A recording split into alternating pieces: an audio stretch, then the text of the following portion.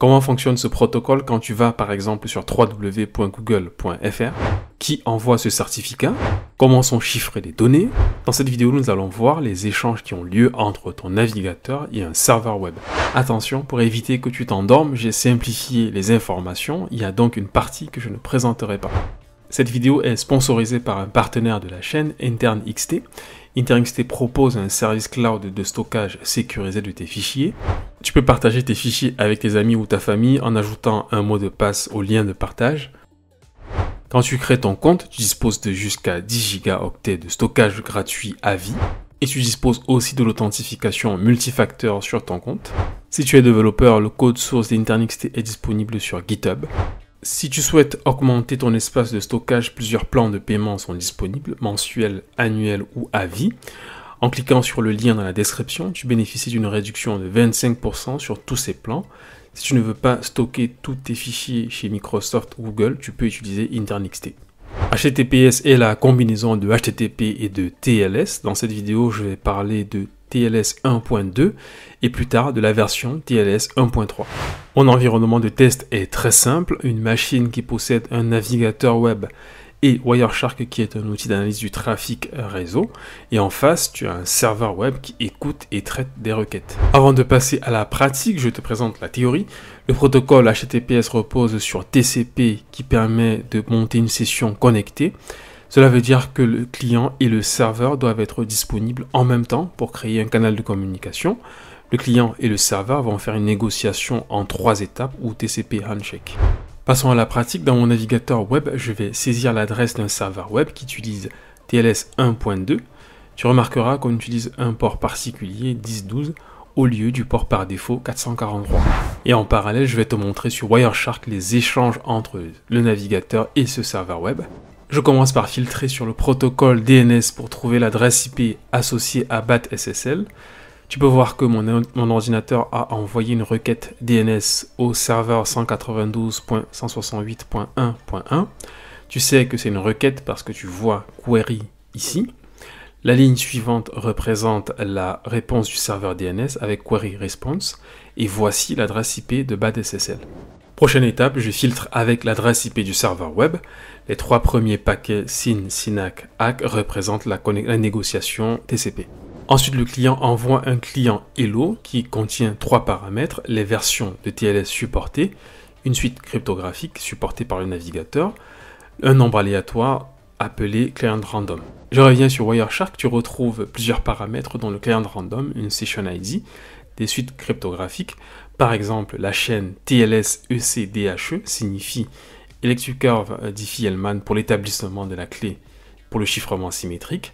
Ensuite, tu as ECDSA pour la signature. Tu as également AES 256 bits pour le chiffrement symétrique. SHA-384 pour la génération d'empreintes numériques ou H. L'extension Server Name contient le nom du serveur. C'est ici que tu vas retrouver l'URL qu'on a saisi dans le champ de recherche du navigateur. Tu as également les algorithmes de hachage et tu as aussi les versions minimum et maximum de TLS supportées par le navigateur. Troisième étape, le serveur répond avec un serveur Hello qui contient 4 paramètres, la version de TLS sélectionnée parmi celles supportées par le navigateur, la suite cryptographique sélectionnée, un nombre aléatoire serveur random et son certificat numérique. Si tu souhaites avoir plus de détails sur un certificat, je te recommande cette vidéo. Je mettrai le lien dans la description. Petite parenthèse, n'oublie pas de t'abonner et d'activer la cloche de notification si tu aimes ce contenu. Je retrouve tous ces paramètres sur Wireshark, le serveur random, un numéro de session, la suite cryptographique sélectionnée par le serveur. Donc on a ECDHE qui permet de définir la clé pour le chiffrement symétrique. Ensuite tu as RSA pour l'authentification du serveur. Ce sera utilisé lorsque le serveur envoie son certificat. Tu as également AES 256 bits pour le chiffrement symétrique. Donc c'est cet algorithme qui sera utilisé pour chiffrer les requêtes et les réponses HTTP. Tu as également SHA-384 qui est une fonction de hachage. Ensuite, le serveur envoie son certificat au navigateur web. On retrouve la chaîne de certification qui contient l'autorité de certification, l'autorité intermédiaire de certification et le certificat du site web. Par exemple, sur le certificat du site web, tu as le numéro de série, l'autorité de certification qui a émis le certificat, tu peux constater que c'est cette autorité intermédiaire. Tu as également la clé publique du certificat, les dates de validité, etc. Ton navigateur web va utiliser toutes ces informations pour vérifier si le certificat du site est valide. Certains serveurs peuvent être configurés pour demander le certificat du client. Dans cet exemple, le serveur ne demande pas de certificat au client. Le serveur va également envoyer un serveur Key Exchange pour un échange complémentaire de clés. Tu te souviens, dans la suite cryptographique sélectionnée par le serveur, il y avait l'échange de clés via Diffie-Hellman. Le serveur va donc envoyer sa clé publique pour Diffie-Hellman. Cette clé publique sera utilisée par le client pour chiffrer la clé de session. Le serveur termine avec un serveur hello done.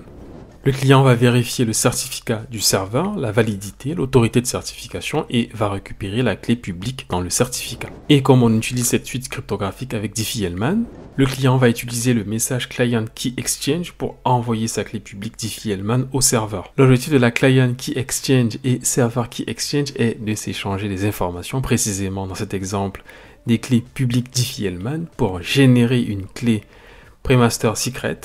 Puis le serveur et le client vont générer une session key. Ensuite, le client envoie un message Change Cipher Spec pour prévenir le serveur qu'il faut commencer à envoyer des données chiffrées.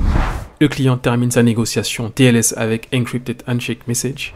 Le serveur envoie un Change Cipher Spec pour prévenir le client qu'il faut commencer à envoyer des données chiffrées. On retrouve le Change Cipher Spec sur Wireshark puis Encrypted Handshake Message, qui permet au serveur de terminer sa session TLS. Application Data contient des données chiffrées avec AES quand tu vas, par exemple, naviguer sur Internet. Pour information, ce document, la RFC 5246 et la Bible de TLS 1.2, tu peux la consulter si tu veux aller plus loin dans le fonctionnement détaillé de TLS 1.2. Je mettrai le lien dans la description. Et dis-moi dans les commentaires si tu as besoin de l'explication théorique du fonctionnement de l'échange de clés avec Diffie-Hellman.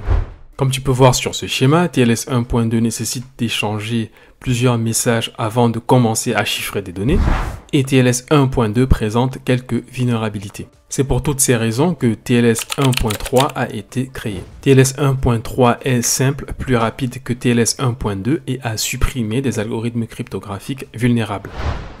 Le client Hello du TLS 1.3 est presque semblable au TLS 1.2. Ce message contient plusieurs paramètres comme le client random, un identifiant de session, la version maximum de TLS supportée, les suites cryptographiques, le nom du serveur. L'échange de clés est défini dans cette extension. Ensuite, le serveur répond avec un serveur Hello, sélectionne la version de TLS, la suite cryptographique.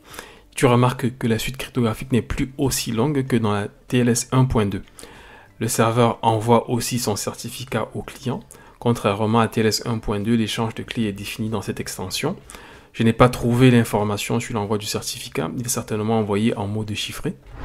Ensuite, tu remarques que le serveur envoie Change Cipher Spec, dont il est prêt à chiffrer les requêtes et réponses HTTP. Le client va vérifier le certificat, générer des clés et envoyer un Change Cipher Spec au serveur pour indiquer qu'il est prêt à chiffrer HTTP. Pour information, ce document, la RFC 8446 et la Bible de TLS 1.3, tu peux la consulter si tu veux aller plus loin dans le fonctionnement détaillé de TLS 1.3. Je mettrai le lien dans la description. Voilà, c'est tout pour cette introduction sur Wireshark, TLS et HTTP. J'espère que tu as aimé ce contenu. Si tu veux découvrir le fonctionnement des certificats, je te recommande cette vidéo. Sinon, tu peux regarder la dernière vidéo. À bientôt.